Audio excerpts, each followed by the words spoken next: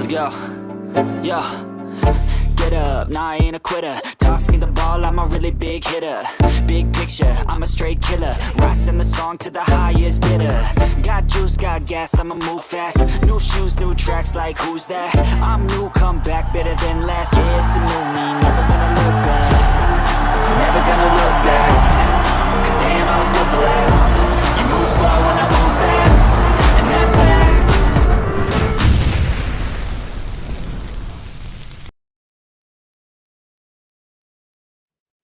Welcome to Monsters of the Madhouse Chicago Sports Podcast. Thank you guys for tuning in tonight as we are talking everything Bears coaching search right now and a possibility of a coaching candidate that could be available after tomorrow. Like and subscribe on our YouTube channel right now and the notifications popping up. Thank you guys. I see you guys in the chat already. I got Jerome in already, man. What's going on? Chicago Sports Podcast. Thank you guys. As I got my friend Chris in here tonight. Chris, what's going on? It's good to see you, dude. I'm good. In there. You know what I'm saying? Just waiting to just talk about this news that's going on and, just talk some Bears football, see what's coming up. Yeah, man. We're going to talk about Mike Tomlin here, something that I know I can relate to in my household. My girlfriend, the Pittsburgh Steelers fan from Pittsburgh, man. I've been dating her for 4.5 years, so I can tell you guys this. I have watched every Steeler game in the last 4.5 years with Mike Tomlin, and we can get into that a little bit more. But the question is after tomorrow night, if I should say the Steelers lose to the Ravens, will there be a possibility of him being traded? Now, if you would have brought this up about, I don't know, 5 months ago, I would have said there's no way in hell this is happening. I just said no. There's three coaches in the Steelers' lifetime. Mike Tomlin, one of them here for the last 17, 18 years now. That's not going to happen. But the way they have played here the last 4 or 5 weeks, Chris, we were talking about this before we started the show tonight. They've looked terrible.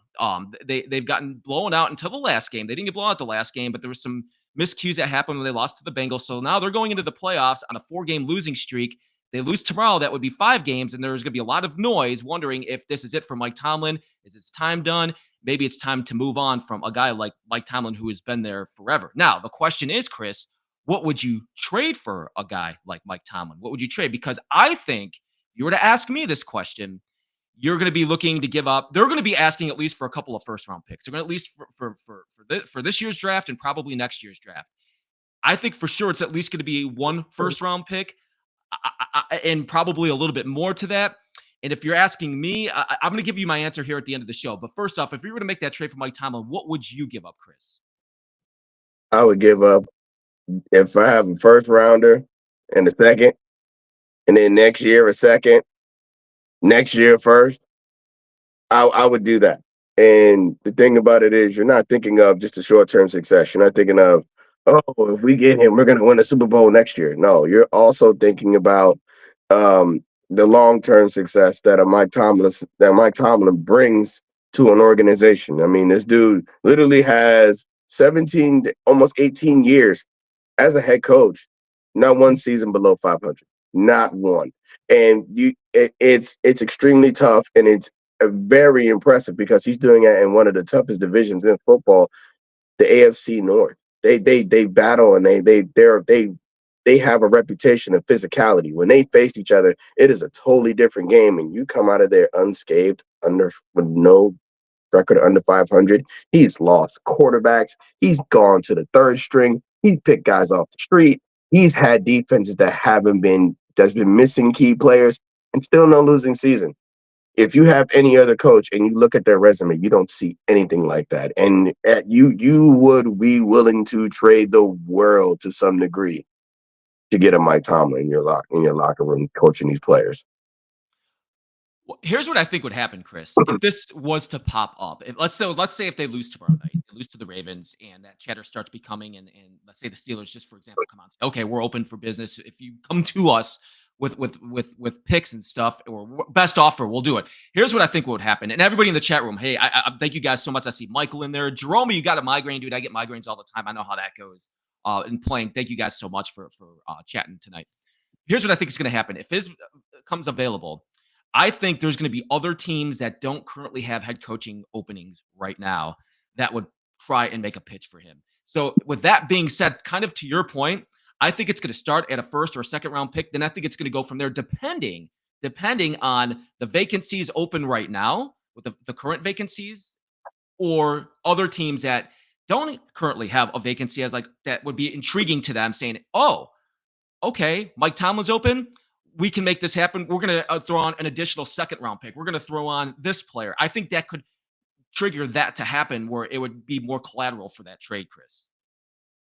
Yes, but unlike with the Bears, unlike any other team at this point, the Bears can actually like levy away that first round pick because a lot of other teams that are missing the head coaching, the head that needs a head coach, they're missing a lot of they have a lot of holes in their roster. So when you do that, you're not really expecting a winning record out of a Mike Tomlin. When really, if you do make this trade, you're only really a head coach away. He has the players on this team, and I don't see any other situation being a better situation in here. I really don't. When you look at it from top to bottom, as far as the roster standpoint, nah, there's nothing else. And then on top of that, what I've looked into is that you have a GM like Ryan Poles who could make things happen, like Pittsburgh have made things happen as far as acquiring talent. It just seems like he's jumping in from one good fit to another. So you kind of mentioned it, and thank you guys for watching tonight. Monsters of Chicago Sports Podcast. You could like and subscribe on our YouTube page, our YouTube channel. Check out all of our shows. The pros and cons of Mike Tomlin, because you kind of alluded to that about him not having a losing season in Pittsburgh, and there's a lot of pros with Mike Tomlin. Listen, I'm a Mike Tomlin fan. First off, I should mention that too, as I'm talking about me and my girlfriend watching every Steeler game. We go to 1, 2 Steeler games a year. I'm a big Mike Tomlin fan. The pro, you just mentioned it, Chris. He has not had a losing season. That is correct. There's been so much talk about leader of men. How many times have we heard that now? We've heard it a lot, especially over the last 6 weeks. You want to talk about a leader of men? This dude's going to get that respect. If you don't believe me, go watch Hard Knocks. Go watch Hard Knocks right now on the AFC North and just watch those meeting rooms. Just watch the command that he has when he walks in there and you see everybody in that room has his attention. So the players like him. You always hear that he's a player's coach. He's going to have that too. He has gone to the playoff 10 times now since he has been the coach of the Steelers. 10 times and 2 Super Bowls. He won 1 Super Bowl and he went to another one where they lost to the Packers. But still, us here in Chicago, us Chicago Bears fans would kill for that. We would kill for a couple of Super Bowls. So as you can see, Chris, there's a lot to like here and a lot of positives when you look at his coaching history, especially with the Steelers. Yeah, when you bring a Mike Tomlin in your organization, you feel like two things can happen. One, he could probably get you a Super Bowl or two, but also there's a certain feel of you might have a Pat Riley experience where he's not going to get you a Super Bowl, but he'll definitely get you to the playoffs. And when you see that and you see the playoff history he's had over the past decade, it gives this feel of when we was watching Cincinnati with Marvin Lewis, and that's the one thing that I'd rather have a lot of playoff success and be able to make it to the playoffs at this particular part of where the Bears are, then I would then be sitting at home saying, okay, we got the we got the seventh overall pick or the 10th. I'd rather be in the dance and not be able to have my guys be able to figure out, can we keep going into the next round instead of just talking about what pick we got in the first round. So it's with Mike Tomlin, I think it's worth going for, and I think it's worth gunning for. Boy, you aren't lying about that, man. I feel like every year we're always talking about our first round and our first top 10 picks because of a poor year like we always have. And you're not going to get that with the Steelers, that's for sure. They're always picking mid to late round because they go to the playoffs every year. So, thank you guys in our show tonight and our YouTube page, YouTube channel. You can like and subscribe. We got Plank coming in here with a super chat. Let's have a great offseason, Bear fam. Bear down. That's right, man. We're talking about the offseason right now. We're talking about our coaching search, which has taken up pretty much our entire offseason since the season has ended last Sunday, trying to figure out where we're going to go from here. So thank you guys so much for the chats. We appreciate it. Yes, see Brad's in here as well. Plank. Thank you guys.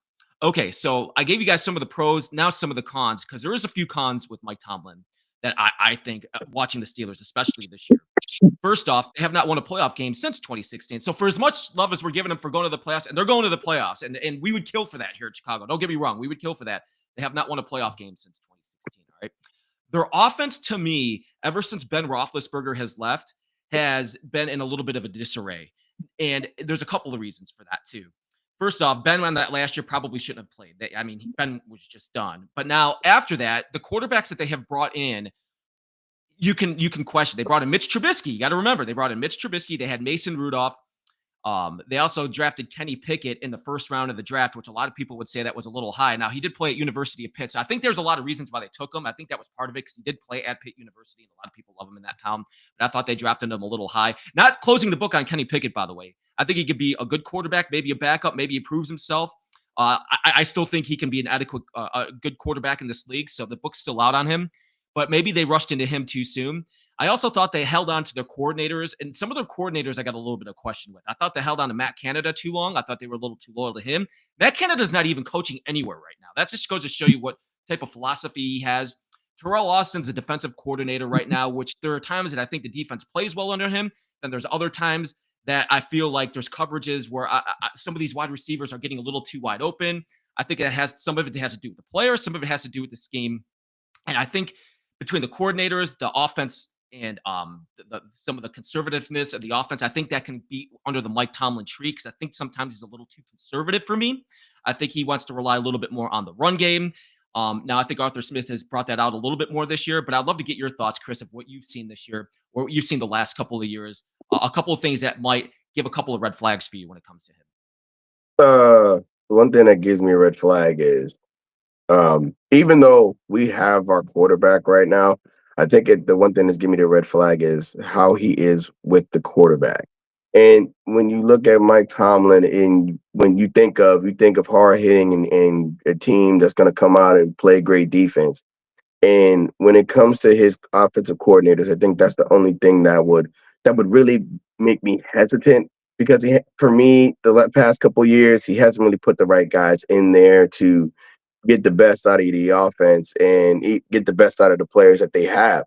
So even though they get the talent on the outside, they've also had trouble like constructing an offensive line. Even though their offensive line was, I would say, middle of the year this year, but they were better running the ball.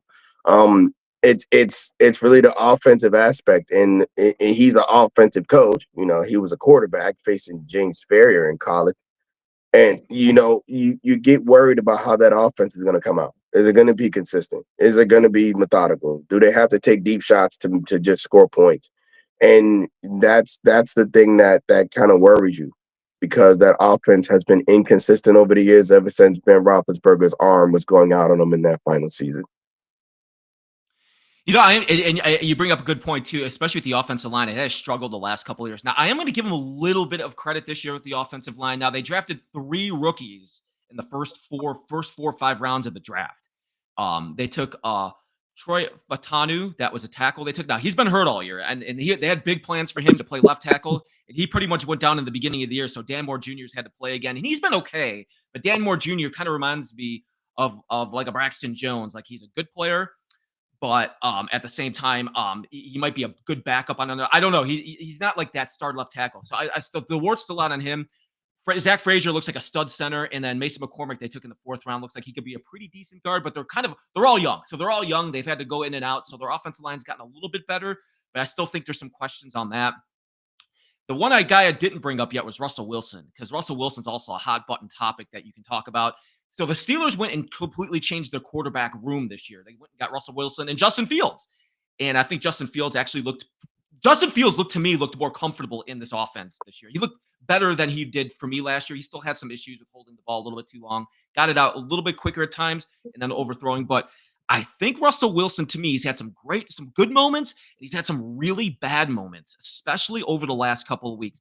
And where I am starting to get a little, I'm not going to say concerned, but the last 4 games, they're on a 4-game losing streak right now.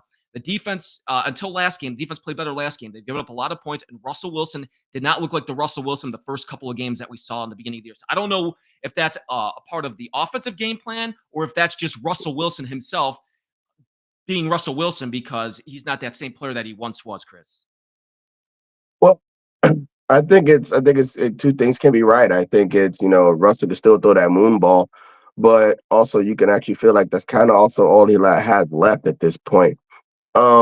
When he's missing George Pickens on the field, that offense is not really productive. That's their deep threat. That's their guy that stretches the field vertically.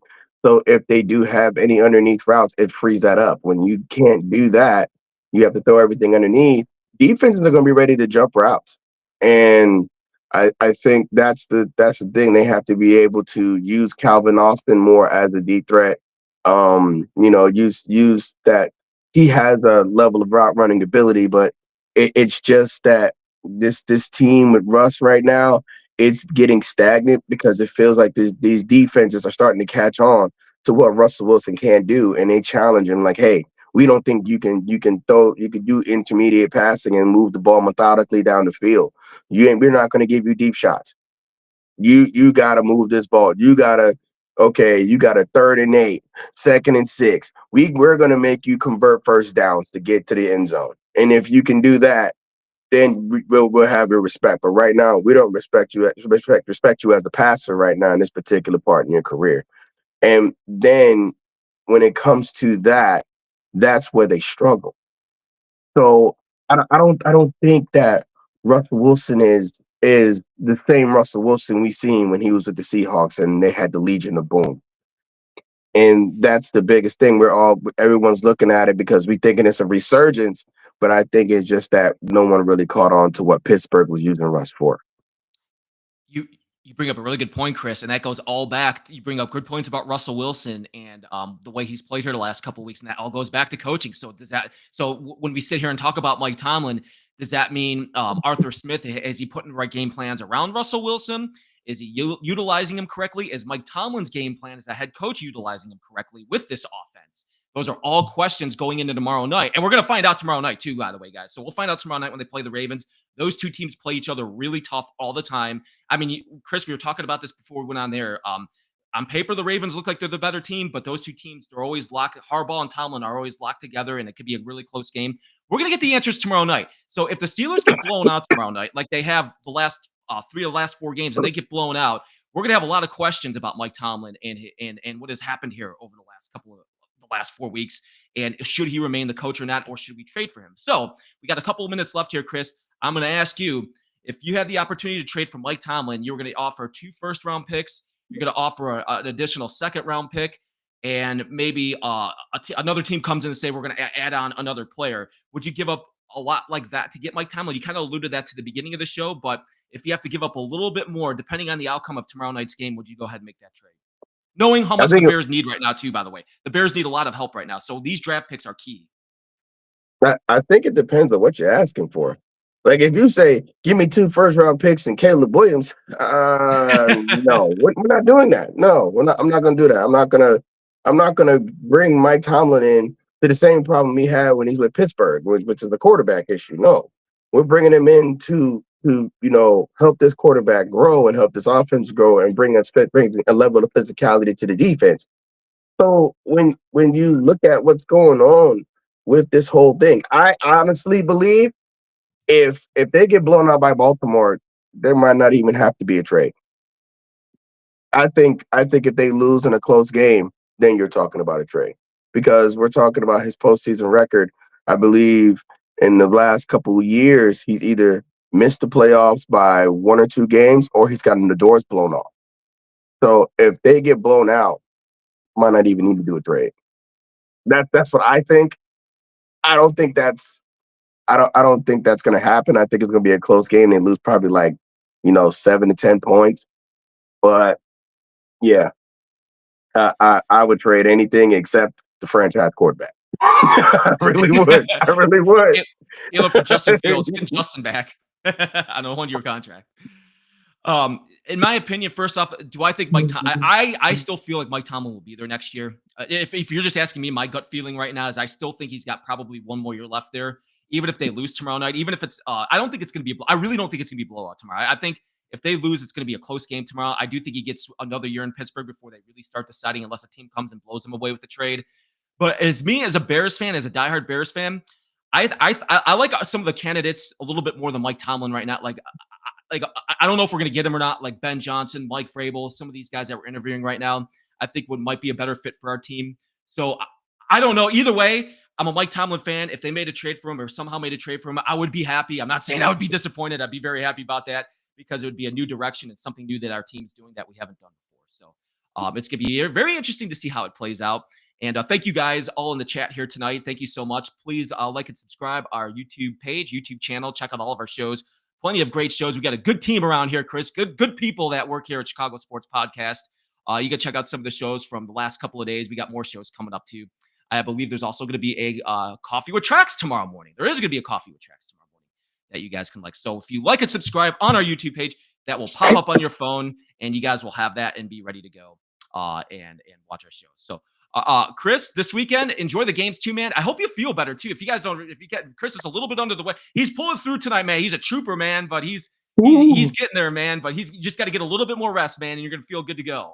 Yeah, I've been holding these snot bubbles back for so long, man. I sit there, I'm just like, I gotta talk to the people. You know what I'm saying? So I'm just trying to do my best for y'all. You know what I mean? No, man, you did awesome, man. You always do, dude. So take care of yourself and everybody in the chat too, man. Thank you guys for being part of the show tonight. We really appreciate that. Monsters of the Madhouse Chicago Sports Podcast, and we will talk to you guys soon. I hope you guys have a great rest of your night.